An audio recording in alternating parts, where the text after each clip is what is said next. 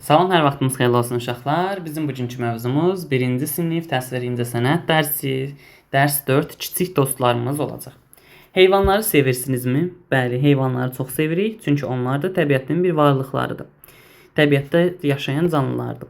Onlar harada yaşayırlar? Gəlin baxaq. Bəlkə şəkildəki elə şeylərə baxaq, harda yaşayırlar.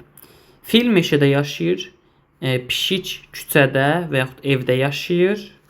Ayı meşədə yaşayır, pinqvin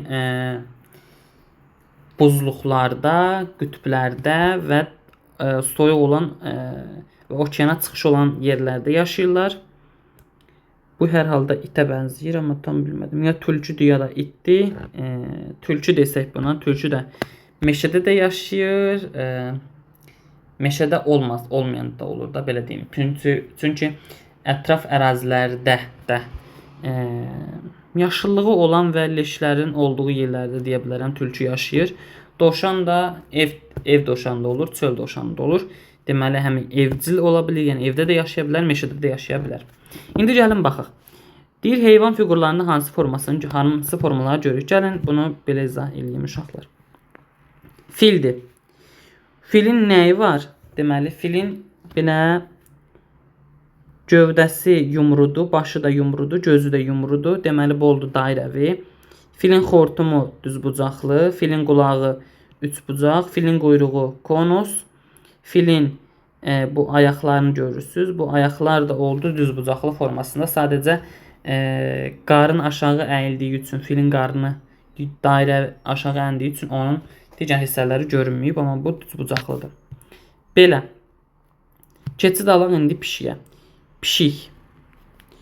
Pişiyin bığları düz xətdir. Pişiyin quyruğu yenə düz xətdir, düzbucaqlıdır. Pişiyin başı yumrudur deməyə ehtiyac yoxdur. Pişiyin qulaqları üçbucaqdır, ya da konusdur, daha doğrusu konusdur. Pişiyin ayaqları ellipsis formasında yumrudur. Və pişiyin qarın, yəni oturacağı bir trapesiyadır. Baxın, bu hissəni deyirəm, bu bir trapesiyadır. Bir ayıya keçid alaq. Uşaqlar, artıq dairəni deməyə məncə ehtiyac yoxdur. Dairəni bildiniz də, düzdür. Aha. Dairənin qarnı və başı yumrudur, qulağı yenə yumrudur. Əlləri yenə yumrudur, ayaqları yumrudur. Burnu yumrudur, ağzı yumrudur, çənə xətti, amma burun hissəsində bir üçbucaq görürük. Pinqvin. Ayaqları yarım dairə, gövdəsi yumru, qolları yarı yumru, yəni yarım dairəvi, burnu üçbucaq, yəni o dimdiyi üçbucaq, başı yenə yumrudur. İtə baxırıq. İtin ayaqları uzunvari dairədir. Baş hissəsi üçbucaq. Başı burayla buranı bitişdirəcək yer isə, deməli, belə bir kvadratımız var. Bu hissədə isə üçbucaqlar var.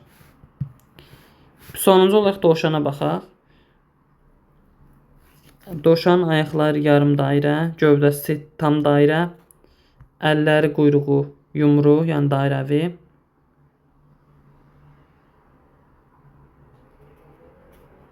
Uzunsov dairəvi qulaqları və başı, yanağı da yenə yumru oldu.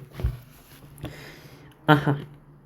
Rəssamlar öz sənət əsərlərini rəngli kağızlara da yaradırlar. Belə işlər aplikasiya adlanır. Deməli,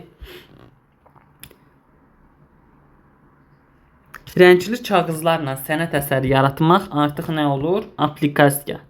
Aplikasiya nə olmuş oldu? Sənət əsərlərini rəngli kağızlarla yaratmaq. Sonra.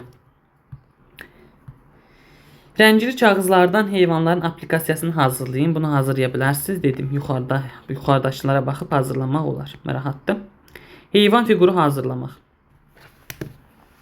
Dediyim kimi yuxarını yenə rahatlıqla eləyə bilərsiniz. Sonra bunu eləmək rahatdır. Burada bir söz öyrəndik uşaqlar. Aplikasiya. Aplikasiya rəssamın, burada siz də ola bilərsiniz.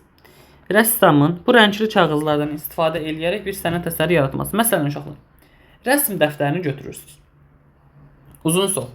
Sonra rəngli kağızlardan onun üzərində heyvan rəsmləri yaradırsınız və adını bir əsər qoyursunuz. Məsələn, qoyursunuz ki, heyvanlar aləminin rəngliliyi və yaxud təbiətin müxtəlif canlıları adlı bir əsər yaradırsınız. Orada heyvanlardan, insanlardan, bitkilərdən çəkə bilərsiniz.